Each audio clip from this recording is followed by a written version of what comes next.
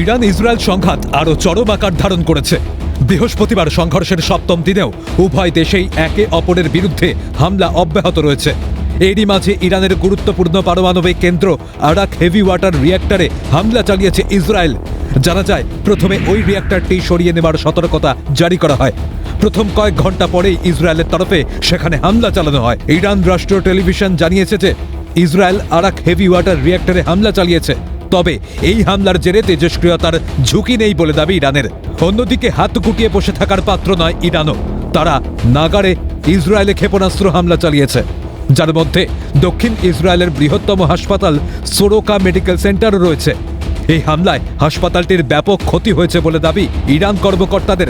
Soroka medical সেন্টারের এক মুখপাত্র জানিয়েছেন, মিসাইল হামলায় হাসপাতালটির বিভিন্ন এলাকায় ব্যাপক ক্ষয়ক্ষতি হয়েছে। ঘটনায় বেশ কয়েকজন জখম হয়েছেন বলে জানিয়েছেন তিনি। জানা গিয়েছে, ওই হাসপাতালটিতে 1000টিরও বেশি শয্যা রয়েছে। দক্ষিণ ইসরায়েলের প্রায় 10 লক্ষ মানুষকে এই হাসপাতালটি চিকিৎসা পরিষেবা দিয়ে থাকে। এদিকে বৃহস্পতিবার সকালে ইসরায়েলকে নিশানা করে ইরানের তরফে ব্যালিস্টিক মিসাইল ছোড়া হয়।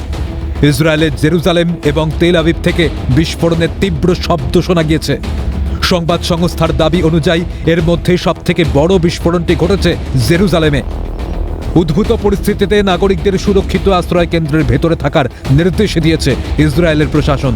উদ্ভূত পরিস্থিতিতে জেরুজালেমে স্থিত মার্কিন দূতাবাসের তরফে নির্দেশিকা জারি করা হয়েছে। এক্স হ্যান্ডেলে তারা জানিয়েছে, পরবর্তী নির্দেশ না দেওয়া পর্যন্ত আমেরিকার সমস্ত সরকারি কর্মচারী এবং তাদের পরিবারকে নিরাপদ আশ্রয় থাকার পরামর্শ দেওয়া হচ্ছে। অন্যদিকে ইসরায়েলের হাতে নিকেশ হওয়া ইরানি কমান্ডারদের নিয়ে একটি ভিডিও শেয়ার করেছে আইডিএফ।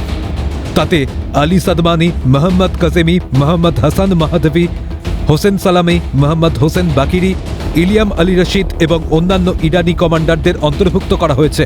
আইডিএফ জানিয়েছে যে বুধবার তারা দক্ষিণ লেবাননের বারিশ এলাকায় হামলা চালিয়ে হিজবুল্লাহর কমান্ডার আবাদ আল মুনিম ইজ আল দিনকে নিকেশ করেছে।